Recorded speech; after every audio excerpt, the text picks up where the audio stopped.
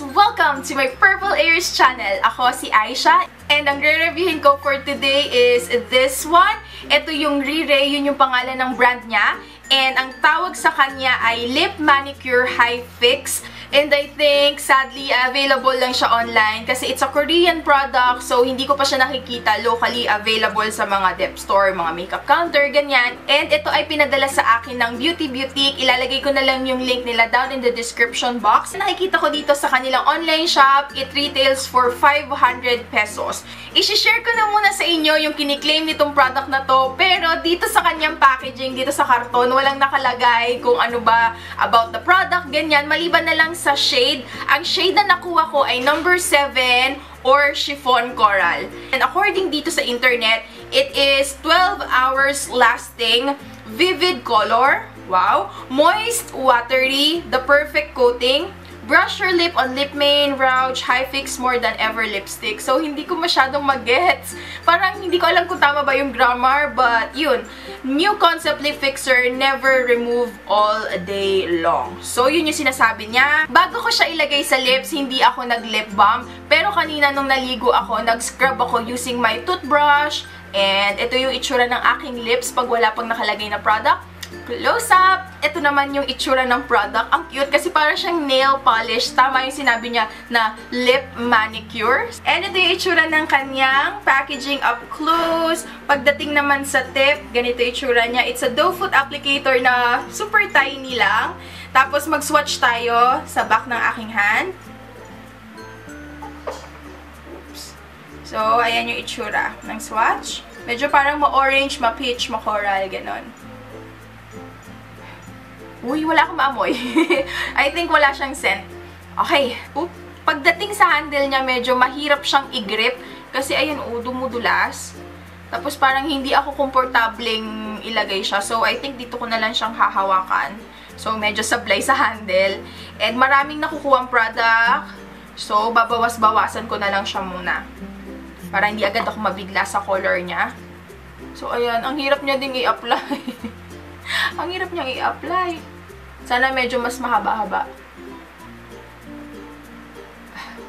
Dito ko na lang siya hawakan.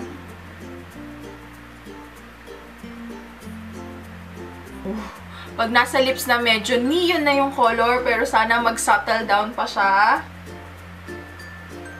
Ang hirap mag-shape. Ang hirap i-shape ng lip ko kasi ang hirap talagang gamitin yung handle. Sorry pa ulit-ulit ako ha. Kasi ang hirap niya talagang gamitin. Nagiging patchy siya.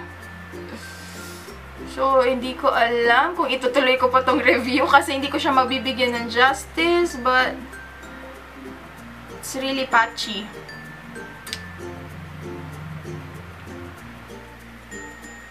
Wala. Suko na ako. Ayoko nang gamitin to. So, first impression dito pa lang sa kanyang handle, it's going to be a thumbs down. Ang hirap-hirap niyang ilagay. Pero, hindi ako susuko. I really want to review this product for you guys. So, gagamit tayo ng ibang method or ibang applicator. Buti na lang, meron ako nitong Nippon Lip Gloss Applicator na disposable. Ito na lang yung gagamitin natin. So, buburahin ko siya. And we're going to apply this using this applicator. Alam nyo, okay sana eh. Ang cute ng concept. Kakaiba yung itsura ng lipstick na to. But, wala. Sablay. Sablay yung handle. Okay, burado na siya. And hindi naman siya mahirap burahin at hindi masakit sa lips nung inalis ko using wipes. But, bye! Hindi na muna kita gagamitin. Diyan ka muna sa tabi. Ito yung gagamitin ko na wand. Ito yung itsura niya. Let's do it. So, ninipisan ko lang kasi may tendency siya na sobrang magmukhang neon. Yan. Maganda yung color niya. Pag kaunti lang yung nilagay, huwag niyong dadamihan kundi mag-aala Nicki Minaj kayo. Ang bilis niyang matuyo. Kaya ang tendency, mapapalagay ka uli kasi nagpapatchy nga siya. Ganun. Ayan, nagniniyan na siya. Konting na lang susukuan ko na tong product na to. Close up kayo mga sis. Close up ko kayo ha. Ayan paano mo siya i-work? Kung namumuo siya ng ganyan, hindi siya flattering tignan.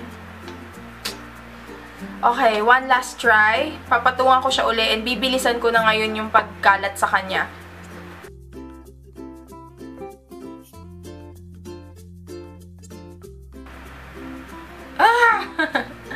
Ayoko na. Ayaw niya talaga. Guys, after I think 4 attempts na binura siya, ayusin siya, gumamit pa ako ng ibang applicator, still, hindi siya gumana sa akin. Hindi siya nag-work sa aking lips. I don't know kung sa lips ko ba yung problema, but I think yung formula niya na mismo ang may problema. It's pigmented, like I said, but hindi siya flattering tignan, lalo na sa malapitan. Kahit nga sa malayuan, halatang-halata na parang neon yung lips niya, tsaka kahit malayo pa lang kita na hindi pantay yung kulay. Kaya, yun, tignan na lang natin kung transfer proof siya. Okay din, hindi siya nagta-transfer, but hindi ko na i-continue tong aking review kasi pangit naman. I think kahit anong gawin ko sa kanyang fix, kahit ilang attempt pa, talaga magpapatchy siya na magpapatchy. So, kung tatanungin niyo ako if it's a yup or if it's a nope, bagong pauso ko yun. Definitely, it's a nope. For 500 pesos, mahal siya, hindi siya available locally, online nyo lang siya mabibili. I think it's not worth it na mag-order. For me ha, kasi hindi siya nag-work, kasi nga, wala. So, yun guys. I hope kahit maiksi lang tong video na to, sana po ay naging helpful sa mga nagbabalak na bumili nitong Re-Ray Lip Manicure. Again, this is available kay Beauty Boutique. Ilalagay ko pa rin yung link niya down in the description box kung sakaling parang interesado pa rin kayo o baka mag-work sa inyo o baka itong color lang na to ang hindi maganda yung formula, because I believe marami pang ibang shades ang available. Sorry. And tulad ng lagi ko sinasabi, kung na-enjoy nyo, kung mahilig kayo sa mga review and gusto nyo pang gumawa ako ng review, please give me some love. Sana po ay i-like nyo ang video na ito. And mga kapatid, huwag na kayong mahiya. You can click the subscribe button down below para dumami pang aking Eris loves. At para din na-notify kayo sa tuwing nag-upload ako ng bagong video. So that's it, Pansit. Thank you so much for watching. And sana ay makita ko pa kayo sa susunod kong video. Bye! I love you! Mwah! Appear!